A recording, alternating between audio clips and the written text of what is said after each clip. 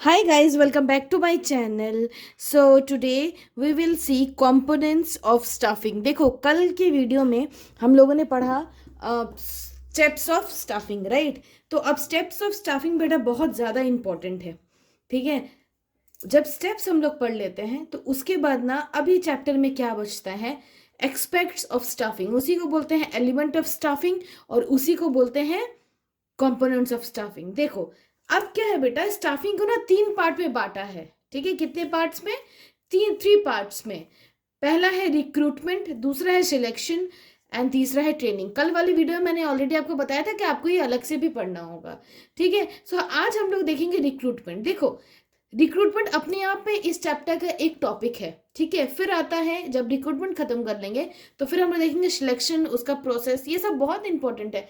इस चैप्टर में ऐसा कोई भी टॉपिक नहीं है जिसको आप छोड़ सकते हो, ठीक है? हर टॉपिक कहीं ना कहीं से रिलेट करता है, ठीक है? और ये भी कोई नहीं कह सकता कि ये टॉपिक से क्वेश्चन नहीं आएगा, ठीक है? Every topic in this chapter is very important. Okay, तो हम लोग देखो, सबसे पहले देखो क्या होता है कि स्टाफिंग बेटा कैसे होता है। रिक्रूटमेंट मतलब लोगों को इनवाइट करना कि आइए मेरे कंपनी में, ठीक है? जॉब पोजीशन खाली है उसको भरिए। प्लस सिलेक्शन, जो लोग रिक्रूटमेंट के लिए फॉर्म भरे थे वो लोग का सिलेक्शन होगा, फिर उनका ट्रेनिंग होगा। ये तीनों मिला के हो जाता है बेटा staffing. Okay, so let's see the meaning of recruitment.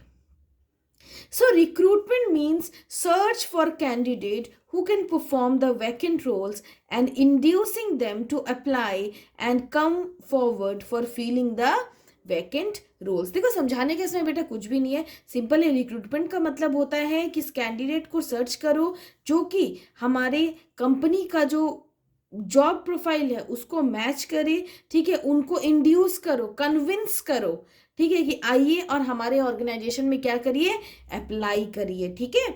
चलो, अब recruitment role is very important because at the end of at the end result of recruitment function is receiving large number of applicants to make selection from, ठीक है? अब क्या है बेटा, recruitment बात आता है सिलेक्शन, ठीक है? रिक्रूटमेंट में क्यों रिक्रूटमेंट रोल बहुत जरूरी है, जितना रिक्रूटमेंट का एप्लीकेशन आएगा उसी से लोग क्या होंगे बेटा, सिलेक्ट होंगे, उसी से क्या होंगे, सिलेक्ट होंगे, ठीक है? रिक्रूटमेंट अगर आया ही नहीं, मान लो एक जगह में इंटरव्यू है आज, ठीक है, और 2 दिन पहले बोला गया था कि आपको मेल करना है, आपने मेल ही नहीं किया, तो फिर आप जिस दिन सिलेक्ट इंटरव्यू के दिन अगर जाओगे तो वो आपको क्यों लेगा?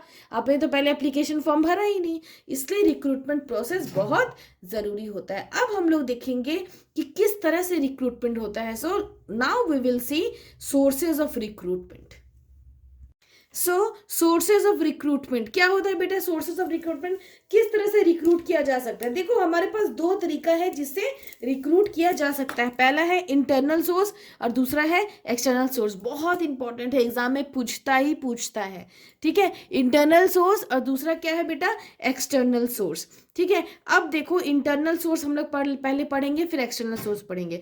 इंटरनल क्या का मतलब क्या समझ में आ रहा है कि रिक्रूटमेंट करना है इंटरनल ऑर्गेनाइजेशन के अंदर ही। So under internal source of recruitment the vacant job positions are filled by existing employees of organisation and no outsiders are permitted in internal source. देखो जैसे मैंने पढ़ा ना, अब जिन बच्चों को थोड़ा थोड़ा समझ में आ रहा होगा उसको समझ आ गया होगा। क्या ऑर्गेनाइजेशन के अंदर ही जितने लोग काम करें, मान लो एक ऑर्गेनाइजेशन है, ठीक है, उसके अंदर जितने भी लोग काम कर रहे हैं, ठीक है, उसी में से कुछ पर्सन को उठा के उनको या तो ट्रांसफर कर देना, ठीक है, दूसरे जगह में, या फिर उनको प्रमोट कर देना, उसी को बोलते हैं इंटरनल सोर्स। इसका मतलब क्या है कि बाहर के कोई लोग नहीं आएंगे, ठीक है, बाहर भी किसी को नहीं बुलाना है। जितना भी रिक्रूटमेंट का प्रोसेस होगा वो अंदर ही होगा, अंदर के लोगों को ही देखा जाएगा कौन सुटेबल है, कौन आगे प्रमोट किया जा सकता है, ठीक है? तो इसका बेटा तब इंटरनल सोर्स का फीचर क्या हो गया या फिर इसका मेरिट्स क्या होगा, इट इज़ इकोनॉमिकल। देखो इससे ज़्यादा पैसा खर्चा नहीं होगा। अंदर ही अंदर अगर आप रिक्रूट करोगे तो उसमें पैसा कैसे खर्चा होगा? जब आप बाहर से लोग बुलाओगे तब ना पैसा खर्चा होगा, तब एडवर्टाइजमेंट आपको करना पड़ेगा तो पैसा खर्चा होगा, ठीक है? सो इससे वो इकोनॉमिकल होता है। दूसरा, it motivates the existing employees, ठीक है, जो एग्जिस्टिंग एम्प्लॉयज है, जो ऑलरेडी काम कर रहे हैं, क्योंकि ये जो इंटरनल सोर्स है ये अंदर ही होता है, तो इसकी वजह से क्या होता है कि जो एग्जिस्टिंग एम्प्लॉयज़ है ना, उनको बहुत मोटिवेशन फील होता है, चलो हम मेरा भी प्रमोशन हो सकता है, चलो हम दूसरी जगह अच्छे से ट्रांसफ़र भी ले सकते हैं, अच्छे अपनी जगह पे जा सकते हैं, ये सारा चीज़ होता है। Third, less amount is spent on training. ठीक है, अब देखो क्या होता है, अब नया नया लोग रखो या पुराना एम्प्लॉय को रखो, आपको ट्रेनिंग दोनों को देना पड़ेगा। लेकिन जब आप पुराने आदमी को ट्रेनिंग देते हो ना, तो आपको खर्चा कम पड़ता है, क्योंकि उसको सब कुछ पहले से पता होता है। ओके, चलो fourth number, employees are already familiar with the rules and regulations of organisation, so low chance of turnover. या टर्नओवर का मतलब होता है बेटा टर्मिनेशन, मतलब निकाल देना। ठीक है, सो जो एम्प्लॉयज़ है बेटा, वो तो ऑलरेडी रूल्स एंड रेगुलेशंस को पता है, ऑर्गेनाइजेशन में कैसे काम होता है, ये सारे चीज़ पता है। तो जब उनको पहले से पता है, तो वो लोग पुराने हो गए, तो अब वो लोग को नौकरी जाने का डर नहीं होता। ठीक है, अब फिफ्थ नंबर क्या, it improves performance of employees. क्योंकि आप लोगों को हाई प्रमोट करोगे, क्योंकि आप लोगों को ट्रांसफ़र करोगे, तो उनका जो परफॉर्मेंस है बेटा, वो क्या होगा, इंक्रीज होगा। ओके, अब देखते हैं, अब मेरिट है बेटा, कुछ डिमेरिट भी होगा, राइट। अब देखते हैं सर क्या इंटरनल सोर्स है, क्या डिमेरिट है। ठीक है, अब इसका चलते हैं डिमेरिट देखते हैं बेटा। सो नो फ्रेश टैलेंट और new ideas will come in the organisation. अब आप जब रिक्रूटमेंट अंदर ही अंदर कर रहे हो, तो कोई नया आदमी तो आएगा नहीं। अब नया आदमी नहीं आएगा तो फ्रेश टैलेंट भी नहीं आएगा, कोई न्यू आइडिया भी नहीं आएगा, वही पुराने लोग, वही पुरानी आइडियाज रहेंगे। फिर लिमिटेड चॉइस, ऑर्गेनाइजेशन के पास चॉइसेस बहुत कम होंगी। क्यों? क्योंकि नए लोग तो आएंगे नहीं, फ्रेश आइडिया आएगा नहीं, टेक्नोलॉजी वाले लोग तो आएंगे नहीं। ठीक है, फिर तीसरा क्या है, फ्रीक्वेंट ट्रांसफर में reduce the productivity of employees. देखो इसमें क्या होता है, इंटरनल सोर्स में क्या होता है, ट्रांसफर्स भी होते हैं, एक जगह से दूसरी जगह ट्रांसफर कर दिया। तो जब एक जगह से दूसरी जगह ट्रांसफर करेंगे, तो लोग सोचेंगे ना कि अरे दूसरी जगह जाना है। ठीक है, अब हो सकता है कि उसमें से कुछ एम्प्लॉयज ऐसे हो जिनको काम करने का मन ना करे, वो पूरा सुस्त हो जाए। इसीलिए एक तरह का उसके प्रोडक्टिविटी को, जितना एम्प्लॉयज काम कर सकता है उसके प्रोडक्टिविटी को कम करता है आपका इंटरनल रिक्रूटमेंट। अब देखते हैं बेटा कि इंटरनल रिक्रूटमेंट का कौन कौन सा मेथड होता है। ये सारा इंपॉर्टेंट है, एमसीक्यू में पूछेगा, 4 मार्क्स से पूछेगा। ठीक है, या फिर 6 मार्क्स में भी पूछ सकता है। अब देखते हैं कि मेथड्स ऑफ इंटरनल रिक्रूटमेंट क्या है। मेथड्स ऑफ इंटरनल रिक्रूट, अभी तक इंटरनल चल रहा है, एक्सटर्नल नहीं आया। ठीक है, इंटरनल रिक्रूटमेंट देखो दो तरह से ही होता है इंटरनल रिक्रूटमेंट, याद रखना। कहीं पे भी देखना दो ही तरह लिखा रहता है, कोई भी आपको बोले कि नहीं और भी तरीका है, नहीं, कोई तरीका नहीं है। इंटरनल रिक्रूटमेंट का बेटा दो ही तरीका होता है, पहला है ट्रांसफर और दूसरा है प्रमोशन। एक एम्प्लॉय है, उसको आप एक जॉब से, मतलब एक जगह से दूसरी जगह ट्रांसफर कर दो। ठीक है, लेकिन उसका जॉब प्रोफाइल सेम रहेगा। अगर वो ए नंबर कंपनी में, अगर ए कंपनी का एक ब्रांच मुंबई में है, तो वहां पे अगर वो क्लर्क है, तो वो सेम कंपनी, अगर वही कंपनी का ब्रांच अगर दिल्ली में भी है, तो वो दिल्ली में भी जाके क्लर्क ही रहेगा, ऐसा नहीं कि ऑफिसर बन जाएगा। ठीक है, तो ट्रांसफर में क्या होता है बेटा, सेम लेवल ऑफ अथॉरिटी रहता है, कोई जॉब में कोई चेंजेस नहीं होता। अगर वो प्रोडक्शन डिपार्टमेंट में मान लो मैनेजर, नहीं, प्रोडक्शन डिपार्टमेंट में मान लो अकाउंटेंट है, ठीक है, तो ट्रांसफर होके उसको भेज दिया सेल्स डिपार्टमेंट, तो सेल्स डिपार्टमेंट में जाके भी वो अकाउंटेंट ही रहेगा। ठीक है, उस पर कोई चेंज नहीं आएगा। इसका मतलब shifting of employees from one job position to another, job position वही है, एक जॉब पोजीशन से अलग जॉब पोजीशन में भेजा, लेकिन जिसका अथॉरिटी है, वो पावर है, वो सेम रहेगा। ठीक है, अब प्रमोशन में क्या होता है बेटा, shifting of employees from one job position to another, इसमें भी शिफ्टिंग होता है with higher level of authority. इसमें क्या होता है बेटा, अथॉरिटी चेंज कर देता है। हो सकता है क्लर्क है, ठीक है, एक जॉब में, उसी जॉब में क्लर्क है, प्रमोशन करके उसको अकाउंटेंट बना दिया। ठीक है, अकाउंटेंट है, बहुत अच्छा काम कर रहा है, उसको सीनियर अकाउंटेंट बना दिया। ठीक है, तो प्रमोशन में क्या होता है बेटा, प्रमोशन में लेवल भी बढ़ जाता है। ठीक है, ये आपको पता होगा, इतना आपको पता है। ठीक है, लेवल भी बढ़ता है, उससे क्या होगा, पावर भी बढ़ जाएगा, अथॉरिटी लेवल, रैंक बढ़ जाएगा, रिस्पॉन्सिबिलिटी बढ़ेगा, पैकेज भी बढ़ जाएगा, मतलब सैलरी बढ़ जाएगा, फिर प्रेस्टीज भी बढ़ेगा, मतलब हाँ उसका ईमान भी बढ़ जाएगा। ठीक है, उसका रिस्पॉन्सिबिलिटी बढ़ जाएगा, सारा कुछ बढ़ेगा। ठीक है, समझ आया है। सो आई होप आपको difference between transfer and promotion समझ आ गया होगा। ये रहा इंटरनल। ठीक है, अब हम लोग देखेंगे एक्सटर्नल सोर्स ऑफ रिक्रूटमेंट। ये है बेटा external source of recruitment simple है। वहाँ पे क्या होता था, इंटरनल ने बताओ क्या होता था, जो कैंडिडेट को बुलाया जाता था वो विद इन द ऑर्गेनाइजेशन है। अब वो तो विद इन खत्म हो गया, अब आ जाता है बाहर। When the candidate from outside the organisation are invited to fill the vacant job position, when large number of job positions are vacant, then external recruitment is preferred. जब कंपनी में बहुत ज़्यादा पोजीशन खाली रह जाता है तो एक्सटर्नल रिक्रूटमेंट किया जाता है। इसमें लोगों को बाहर से बुलाया जाता है, ठीक है, उनको बताया जाता है कि हमारे कंपनी में खाली है स्पेस, आप आके, आपका क्वालिफिकेशन है तो आप आके जॉब को फॉर्म भर सकते हो, ठीक है। अब इसका भी कुछ मेरिट डिमेरिट होगा। मेरिट क्या है बेटा, फ्रेश टैलेंट आता है, उसमें नहीं आता था, याद रखो, ठीक है। यहाँ फ्रेश टैलेंट आता है, वाइडर चॉइस, बहुत चॉइस रहता है कंपनी के पास। कंपनी के पास बहुत, मान लो 10 पोस्ट है खाली और फॉर्म आ गया 1000, ठीक है। अब उसमें से चूज करने के लिए बहुत सारे लोग मिलेंगे, ठीक है। फिर क्वालिफाइड पर्सनल है, जो लोग आएंगे वो लोग हाईली क्वालिफाइड रहेंगे, ठीक है। फिर लेटेस्ट टेक्नोलॉजी नॉलेज, जो लोग आएंगे उनके पास टेक्नोलॉजी फ्रेशर्स रहते हैं ना, टेक्नोलॉजी का बहुत नॉलेज रहता है। फिर कॉम्पिटिटिव स्पिरिट, कोई भी ऑर्गेनाइजेशन में बेटा आप जाओ, पहला 2-3 साल बहुत जोश में रहेगा, अरे हम तो काम करेंगे, जब कोई काम कर, जैसे जैसे पुराने होगा चलो काम करना है, करना ही पड़ेगा, ठीक है। तो एक्सटर्नल सोर्स में ये सब चीज़ रहता है, कॉम्पिटिटिव स्पिरिट रहता है, लेटेस्ट टेक्नोलॉजी वगैरह रहता है। तो इसका कुछ डिमेरिट भी होगा, ठीक है। डिमेरिट में क्या है कि moral of existing employees will get down. अब बेटा पहले से जो लोग वहाँ काम कर रहे हैं उनको तो खराब लगेगा कि अरे हमारे पोस्ट पे किसी और को ला दिया, ठीक है। दूसरा, the new employees may not adjust with the rules and regulations. तो उसमें क्या था कि रूल्स एंड रेगुलेशंस में वो एडजस्ट हो जाते थे, हो मतलब पुराने एडजस्ट हो जाते थे, इसलिए टर्नओवर नहीं होता था।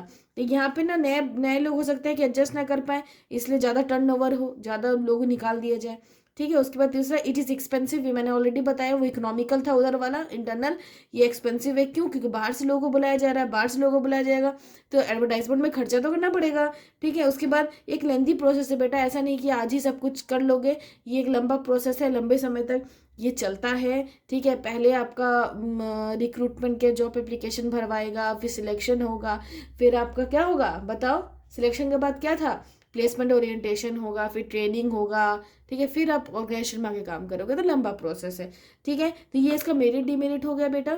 अब हम लोग चलते हैं, देखेंगे कि अब एक्सटर्नल सोर्स ऑफ रिक्रूटमेंट का मेथड्स क्या क्या होता है। Okay, so common method of external recruitment क्या है बेटा, सबसे पहले डायरेक्ट रिक्रूटमेंट।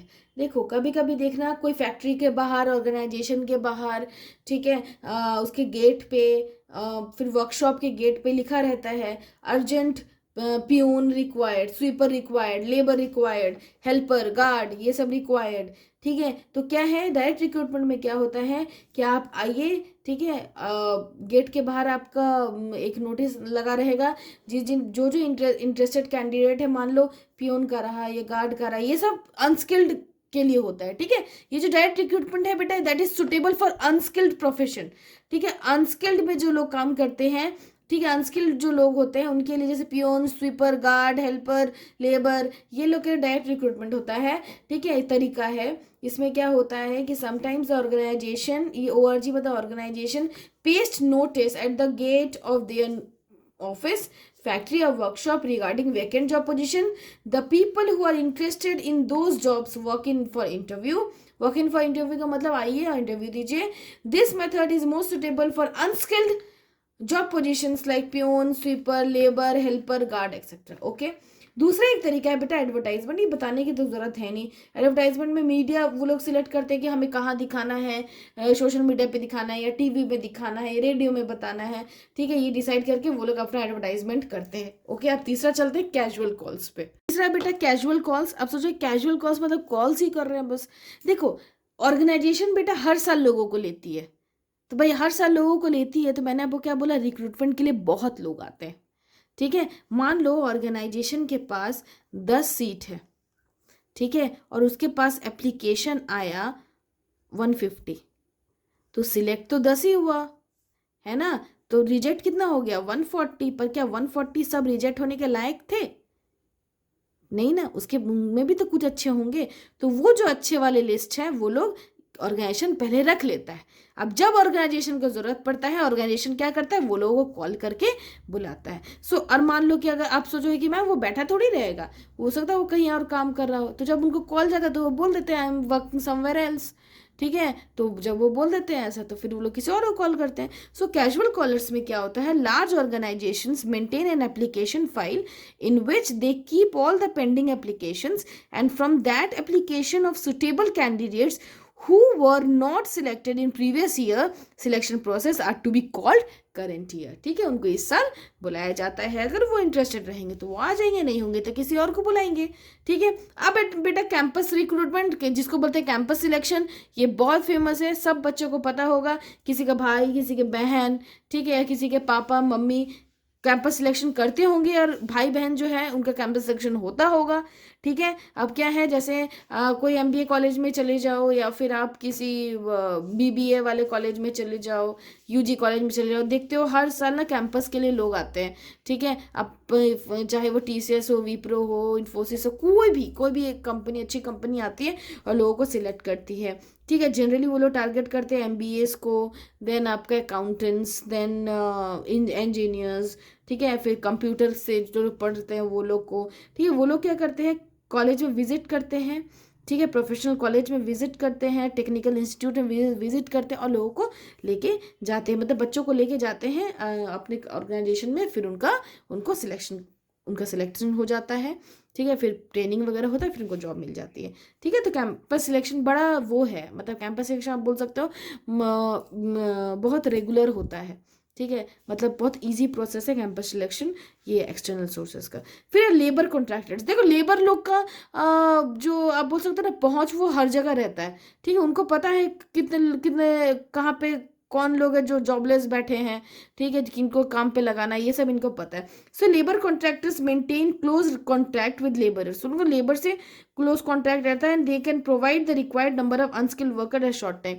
वो लोग को बोल देने से, ठीक है, लेबर कॉन्ट्रैक्टर्स को बोलने से वो लोग क्या करते हैं, जब भी ऑर्गेनाइजेशन को लेबर की ज़रूरत पड़ती है काम कराने के लिए, ठीक है, तो वो लोग वहाँ से भेज देते हैं। और भी तरीके बता, ये जैसे एडवर्टाइजमेंट ऑन टेलीविजन। ठीक है, फिर recommendation from the present employees. मान लो मैं एक्स कंपनी में एम्प्लॉय हूँ। ठीक है, मैंने बोल दिया कि मैम मेरा एक फ्रेंड है जो कि सीए है, उसको वो बहुत अच्छा काम कर सकता है। ठीक है, तो फिर मैंने रिकमेंड कर दिया और उसका जॉब हो गया। वो भी एक तरीका है क्या करने का, जॉब दिलाने का। ओके, आई होप आपको समझ आया होगा। ये पूरा बेटा रिक्रूटमेंट खत्म हुआ बस। ठीक है, अब हम लोग नेक्स्ट वीडियो में देखेंगे सिलेक्शन और फिर उसके नेक्स्ट वीडियो में देखेंगे ट्रेनिंग एंड डेवलपमेंट। जैसे ट्रेनिंग एंड डेवलपमेंट खत्म होगा ये चैप्टर खत्म हो जाएगा। ठीक है, ज़्यादा टफ नहीं है, हाँ थोड़ा लेंदी है, पर कोई बात नहीं, एग्जाम है, 12th का एग्जाम है, इजी थोड़ी होगा। ठीक है, इसलिए बेटा आप लोग पढ़िए अच्छे से, ऑल द बेस्ट, एग्जाम सामने है, सारे सब्जेक्ट्स पे ध्यान दीजिए, टेंशन मत लीजिए और पढ़िए। चलो बाय, टेक केयर।